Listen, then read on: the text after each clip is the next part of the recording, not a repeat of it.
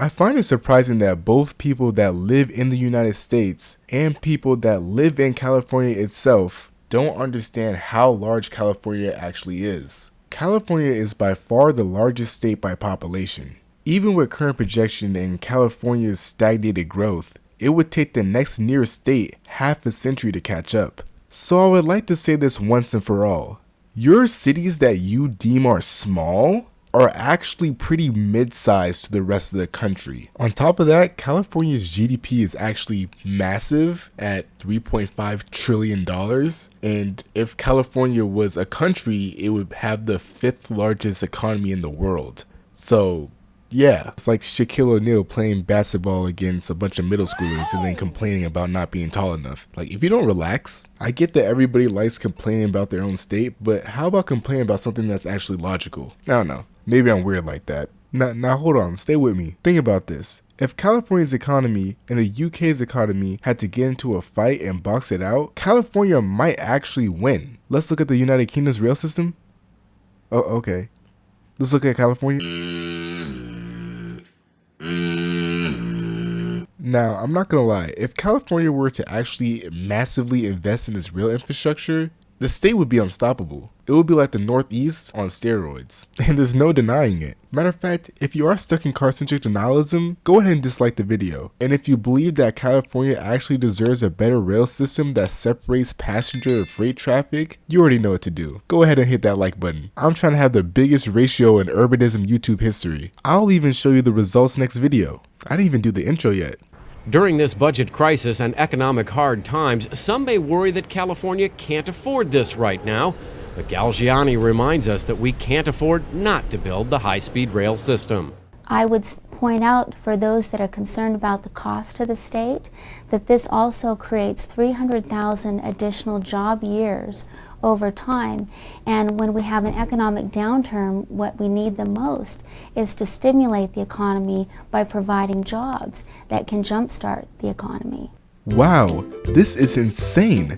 This has never been proven to work before. I've never seen this work ever. Using taxpayer money during an economic downturn to create jobs and stimulate your economy? Please exit through the rear door. Doors open. I want to quickly talk about something that a lot of urbanist YouTubers miss. Before the interstate system, people used to ride on roads from state to state. These roads used to pass directly through city centers and often help the tourist economy in those cities, as people driving by would often stop to get gas or eat the local food. When the interstate highway system was built, not only did it wreck large intercities, but it also passed by a lot of mid-sized cities. And with that, a lot of the traffic and tourism went with it, and without any tourism, the local economies in these cities were left struggling. The Pixar movie Cars did a great job of explaining this to me when I was like 5 years old. Now imagine, the city is in Radiator Springs with the population of like 10 cars? But instead, several cities with a combined population of over 1 million at the time. This is basically the short story of US Route 99 in the Central Valley, which was decommissioned in 1968 due to the completion of Interstate 5. Now imagine this. In order to compensate for the lack of traffic going into these cities, the state government decides to widen the road and soften the curves in order to split some of the traffic with the interstate. The plan works as people are starting to look further and further for more affordable housing. Now they're not just stopping there, they're living there. People in these mid-sized cities start to do some pretty extreme commutes to the larger cities, but it has a major downside. All these people commuting creates unbearable traffic in and around these larger cities. This increases smog and leads to rising asthma rates in your cities. These, among other factors, end up stunting the population and economic growth, as these long commutes end up becoming less of a viable option. Now it's 2008 and the country's in an economic recession. Because you're not dumb, you play the oldest trick in the book. You start investing in your own infrastructure again. Highway widening hasn't been working, so you have to do something different. You decide that this is the perfect time to build the high-speed rail line that the federal government suggested to build. Now this is the important part.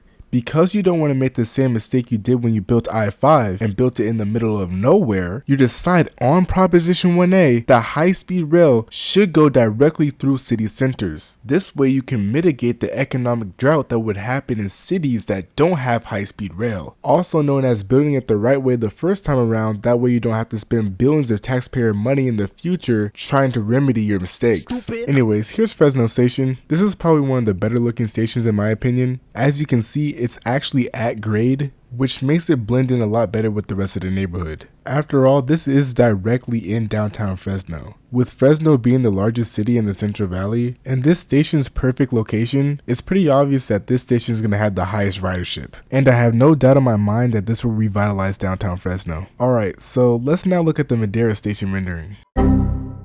Okay. Honestly, even without the rendering, I'm pretty sure it's gonna look like all the other stations in the Central Valley. You already know the deal, 4 tracks, 2 side platforms, pretty standard. The station location isn't the best, but we've seen worse. Oh! So if you're looking at the rendering, you're probably like, what dude? Why does the alignment go like that? I'll explain that in the next episode. I was gonna say make sure to hit that like button, but I still want to see this ratio. Anyways, welcome to Merced, another elevated station, but this time with parking decks underneath it. So yeah, Merced is what I'd call a growing town. So having this high-speed rail station is going to be a game changer. One of the main purposes of this station is to connect with ACE-Rail, and with the San Joaquin service also stopping here, it's going to be a major transfer point. So why is there just one side platform for conventional rail? I don't know, but there definitely needs to be plans in the future to add a second one. Now I really want to talk about the important part of this project that a lot of people seem to miss or just throw away altogether. This is not just a high-speed rail project. The Central Valley was chosen for construction because it's a disadvantaged region.